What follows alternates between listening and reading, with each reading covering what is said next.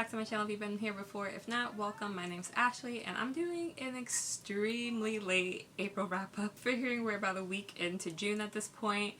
I just get to the point where I've been reading about 20 books a month and I don't know how to be concise when I talk about books. So I think what I'm going to do is I'm going to start doing either like mid-month wrap-ups and then end-of-the-month wrap-ups, or I'm going to start doing like weekly wrap-ups because I truly cannot sit down and talk about 20 plus books a month, and I don't know how other people do it. So one of the biggest issues here is that I want to say more than half of the books I read in April are actually part of this like huge series, or like two series by Suzanne Wright, but the series are like interweaving almost. And then I read a handful of other books. So I'm going to talk about the other books I read first, because the books that Suzanne Wright wrote and I read, while I really enjoyed them, they're very formulaic, and there's some books that I loved like way more than others and some books that I hated, but as a whole the series falls about a 3-star for me. So I really want to discuss like the books I loved and why, and then want to discuss the books I hated and why, because there's a lot of themes and tropes that got brought up during the series that I felt were kind of like inappropriate and unfair to both like the characters in the like books and the readers as a whole. So we're going to talk about that. But first, we're going to discuss all the other books I read. I have my laptop here because I'm on storygraph. But the first book I read was To Kill a Mockingbird by Harper Lee. I picked this up because the month prior, I believe, I read Just Mercy by Bryan Stevenson, and he brings up To Kill a Mockingbird in the context of like one of the towns that he was like in and out of when he was working, in terms of like mass incarceration, his law work and stuff like that. And I wanted to like know more about it in particular. I'm the type of person who, like, if I pick something up, I tend to focus on like a really, really small like factor of it, and I want to learn more about that. So that's how this came about. It was about a 3-star for me. I've been reading a lot of classics like in 2021, and I haven't really loved anything so far. Some books I felt like were just decent reads, and To Kill a Mockingbird is definitely one of them. Basically, we are, if you haven't read it yet, it's like discussing Atticus Finch and this case that he's working, where he basically is trying to get this like black man off. Pretty much like more than half the town knows that it's honestly a race issue, and he's like being put on trial, but it's not something he's done. But because the town is primarily white and very racist, people are kind of trying to make this man out to be a scapegoat.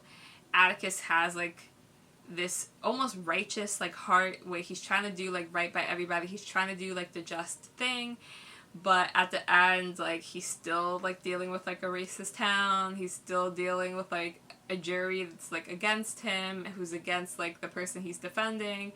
And by the end of it, like, because of the racism, justice isn't truly served, and it gets brought up in Just Mercy, and I wanted to understand more of like Bryan Stevenson's like meaning about the book and the town.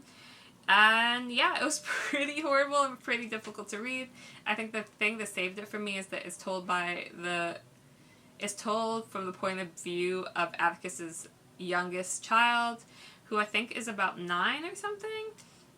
And because it's told from like this young girl's perspective, we don't have a lot of like direct conversations that are in depth about like what's going on, where I feel like the author could have like truly messed up. But we get a lot of like showing and not telling, which I really enjoyed, about how difficult it was for like everybody in town, especially like the black people who loved the man who was on trial, how difficult it was for like the white people in town who like weren't racist, who like knew that it wasn't this guy's fault, how difficult it was for like the people who like were on the side of like law and what was just and unjust and everything, and how there truly were no winners in the course of this entire book. Like, everybody was like honestly like suffering, whether it was from like racism and anger, or from like having to deal with like racism and prejudice, and there was a lot of like violence, both like physically and just like verbally, going on throughout the course of the book. So that was like honestly really hard. But I will say that the read was pretty decent. If I had read it in school, I probably just would have shrugged at it, and that's how I feel now. The second book I read was The Highwayman by Kerrigan Byrne. Jess from Peace Love Books brings this book up so much, and I didn't want to pick it up at first because there's a lot of themes and tropes that are present in this book that are present in another historical romance that I actually hate. And she just kept on talking about it, and it sounded really good, so I picked it up, and I'm so glad I did because it was a 5-star read. Basically, we start, and it's Farah and Dugan. I believe they're like very young kids. I think Farah at the time is like under 10, and Dugan might be a little bit over 10.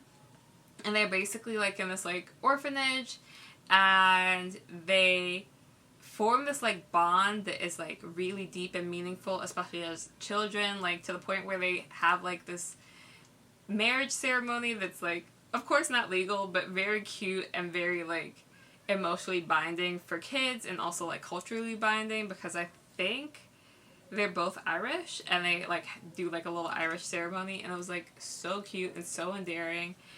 Unfortunately, because of like the house they're in, they do like face a lot of abuse, and Dugan ends up murdering somebody for Farah, and this is like the beginning of the book. He like gets sent away, and then we see later on that like Farah basically is like working, she's living as like a widow, nobody knows that like she's been married but she wasn't married, and she has like a bunch of like rights because she is seen to be a widow because she's been living as a widow for so long. And she ends up meeting this guy Dorian, and like their relationship clicks from there because they're put in this like forced proximity situation where somebody's after Farah and Dorian wants to step in and protect her, and it was so good. There's like a bunch of like twists and turns because there's like a mystery element to it. You get to see like the characters like fall in love and like definitely like break down these barriers they have, both because like Farah feels like guilt for what happened to Dugan, and because he feels like he can't be loved and he's like not a great guy. And it was just so good.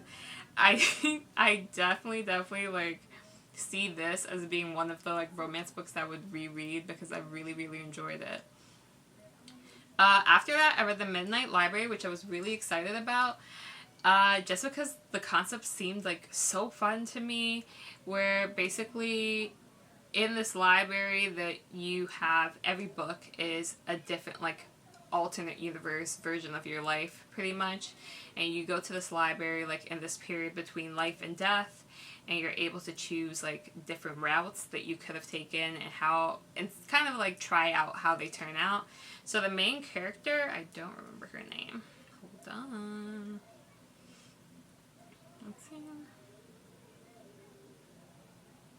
So the main character, Nora, she ends up like attempting to commit suicide, so that's like a trigger warning. It talks very heavily about like depression, self-harm, suicide, suicidal ideation, and also I believe drug abuse and drug use. But the book was honestly like so good, and I think for me I really enjoyed it because it kind of like hit close to home with just like the themes of like mental health and like depression in particular. And I liked this like weird magic realism take on what was going on in like this period of like life and death, and kind of like the decisions like one makes about life when we feel like absolutely hopeless and like nothing's gonna turn out right, or even like very guilty as if we're the cause for like all these different people's pain.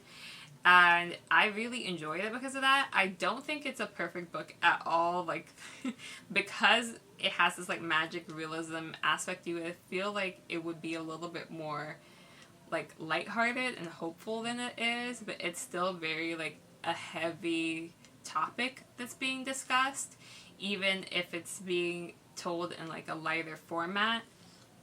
But I really enjoyed it. I definitely think that if you don't deal with like depression the same way that the main character Nora does, then you will probably likely find her pretty annoying, because a lot of the like ways she feels and expresses herself kind of seems like repetitive, and kind of seems like, oh well, you can honestly just get over that, like move past that, you can find happiness, and she's not understanding life that way. So that might be really difficult to read, whether or not like you experience it yourself or you just find it annoying that she's experiencing things like that. But I personally really enjoyed it, and I was like really surprised. I knew I was going to like it, but I didn't think I was going to like it as much, and I ended up giving a 4.5. Then I picked up The Picture of Dorian Gray, and oh my god, it was so good. I think that this like began like an upswing for me in terms of like, wow, maybe I do like classics. So this particularly is like, when I described it when I was doing my TBR at the time that this was on, I said that it was basically like selling your soul to the devil, and it is that, but it is that in a less traditional sense. So basically, it kind of reads like Macbeth, where you're like doing a lot of things that you know you're not supposed to, and like as you're doing all these bad things and like just sinning, you are starting to like decay at your soul, and that is like The Picture of Dorian Gray. It was so good, so fun. I hated every single character for one reason or another, but every single character, as much as I disliked them, they were all very human in one form or another. Like, you grow to hate Dorian, his actions, what he's doing. Like, the people he interacts with, they're either really greedy or just like wanna be almost like naive about the world around them, and some of them are self-absorbed, and every single facet, you don't really love any character, but I think that it's told in a very like human way. And oh my god, I was like even surprised by the ending. Like, it's not a twist or anything that you wouldn't see coming, but I just enjoyed it up until the end. 5-star read. Was really, really surprised. I thought that I was gonna maybe do a 3-star for it, but I thought it was amazing. Really loved it. Oh my god. Then I read Act Your Age, Eve Brown. I'm so sad this series is ending. This book was amazing. So Eve basically like, throughout the entire like series by like Talia Hibbert, she's like the youngest sister. She's kind of a mess, and it gets to a point where like her parents cut her off, and they basically won't give her her allowance. They want her to grow up and like make a decision in terms of like her career, and like really start taking care of herself, because like both of her sisters have like careers and like passions that they're really invested in and good at, and they're also like living their lives with their partners right now. It seems like Eve is the one who doesn't have it together no matter what. She started a bunch of careers and just truly never finished them, or she's like tapped out in one way or another, and her parents are kind of getting like frustrated with her. But oh my god, it was so good. She ends up meeting, I forget his name, Jacob. So she ends up meeting Jacob at this like B&B that she wants to apply to. He's super rude to her, and his friend who's there is basically like, you have no choice, like you need to hire somebody, and she's probably the best candidate you're gonna get. You hate everybody else we interviewed. So they like try to run after her, and she ends up like accidentally hitting him with his car. He breaks his arm, and from there she basically has to start working there. And there's just so many like little meet cute moments where you see that they like stop hating each other and stop finding one another annoying, and they really start like liking having one another around. They enjoy being in each other's company. They become genuine friends, and then they fall for one another, and it is so cute. And there's so many like genuine rom-com moments where I found myself laughing out loud at like how ridiculous everything was happening. Talia Hibbert also like is so good at having steamy elements in her adult romances without it being the main focus. Like, it never takes away from the plot. You get to really love the characters as individuals and together, and then you get to see them, like, develop their relationship, and it was so fun, so sweet. I think that it was, like, a 5-star for me, but not in the way that Take a Hint Danny Brown was. Both of them had, like, such great elements, and I loved both of them in so many different ways. And I can't choose one over another because I think they were such strong books. Then I read The Only Good Indians by Stephen Graham Jones. This one was kind of like this paranormal, supernatural kind of like horror. It like deals heavily in culture and also like folk magic, and it was so weird. I enjoyed it, but I think I'm going to give it like a 3 or 4 star, maybe like 3.5, just because it is very slow in its pace. We follow like 4 friends that like they all grew up on the same reservation. Some of them moved away, some of them stayed on the reservation. They are all like running away from like this like dark past that happened that has like almost taken this like physical form, and this is like where we go in talking about like culture and stuff like that. And as this like presence starts to go stronger and stronger, like they're forced to deal with like the guilt of what happened and like the seriousness of what happened, and it's all told in this like cultural lens, some of which I understood, some of which I didn't, so I like am feeling iffy about my rating. But for me, what is keeping it at like about like a 3.5 is the fact that it was written in a way that was like slowly suspenseful, and then something would happen, and then we would like pretty much start over again, where it was like building this like creepy suspense, and then something would happen until like I would say the last 20% of the book, where it was like a lot of constant action. But the constant action, because it's a horror book, was like pretty dark, pretty messed up, and I like felt bad for everyone involved. Like it's like centering these 4 boys who like grew up together and like their loved ones and their like direct family, but so many other people are involved that should not have been involved, and they're kind of like caught up in the like crossfires of what's going on, and it just made me feel for everybody so bad. And there's also like talk about like being a good Indian because they're all, I think, from like the Blackfoot like tribe, and like they talk a lot about like both what being Native American was in the past and what it is like now in like the present of the book. And that also was just like really hard because a lot of it just like hit home for me in a way like I understand moving away from your culture, whether that's like being an immigrant or just like generations of time, like having to adapt to like situations around you and stuff, and that was like really difficult. But it's almost done as like subplot, so like we're dealing with these like really sad stories about like people having to like assimilate to like white American culture, or like trying to hold on strongly to like being like part of like this like Native American tribe. And then there's like a huge horror plot that was like throwing me off because it was like spooking me a little bit, but then at the same time it's like I want to learn more about the characters, but then once again, suspense, something happened, suspense, something happened.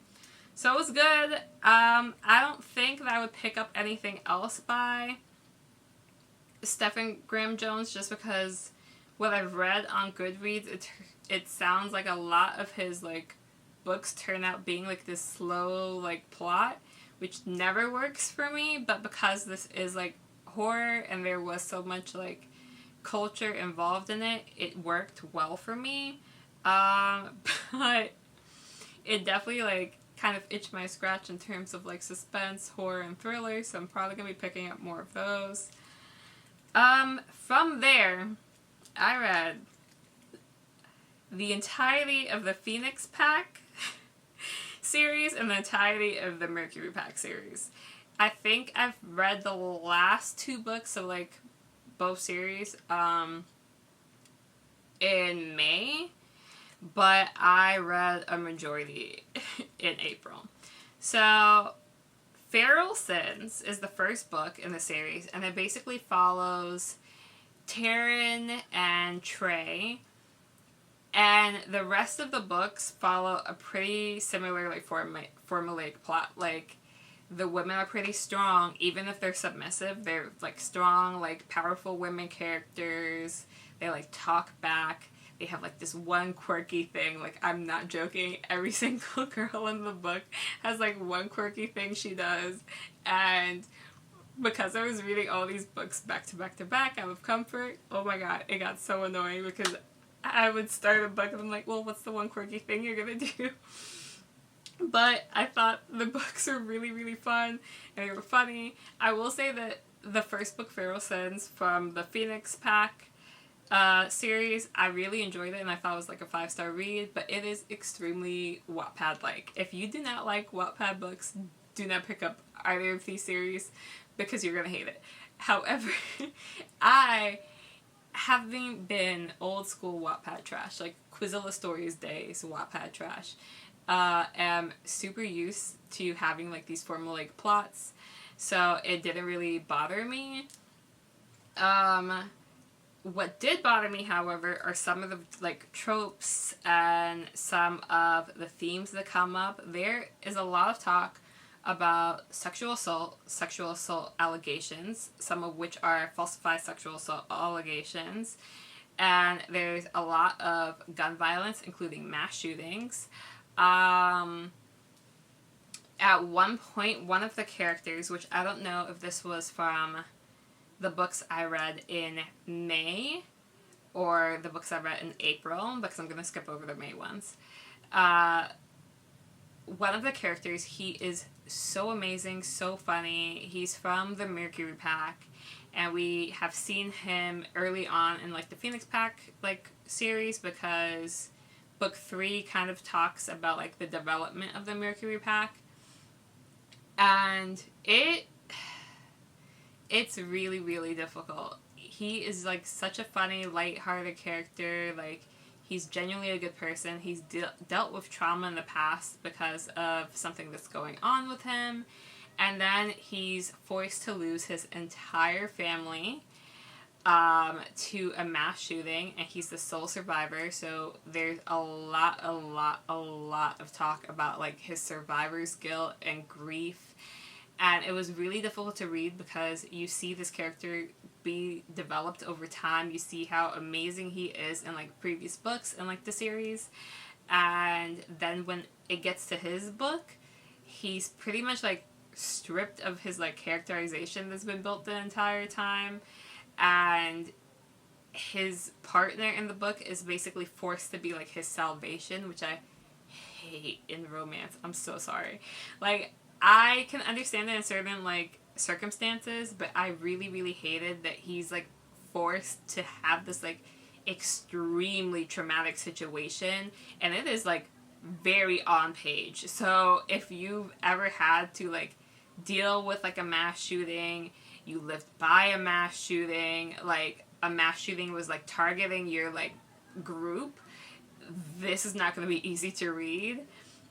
And it's like brought up at the end of one book, and then it like transitions into his own personal story. And even at the end of the like previous book, when it just gets brought up casually, it threw me off guard so bad, and I was so upset, especially when we start like seeing how much it's affected him. And it gets to the point where sometimes he's like, oh well, I just have to like shake it off, blah blah blah. Or he'll like talk to his partner and be like, please don't leave me, like begging her to not leave him, because he's like, if I don't have you, like I don't know what else I have, like I need you to survive, pretty much. And I was like, this is not working for me.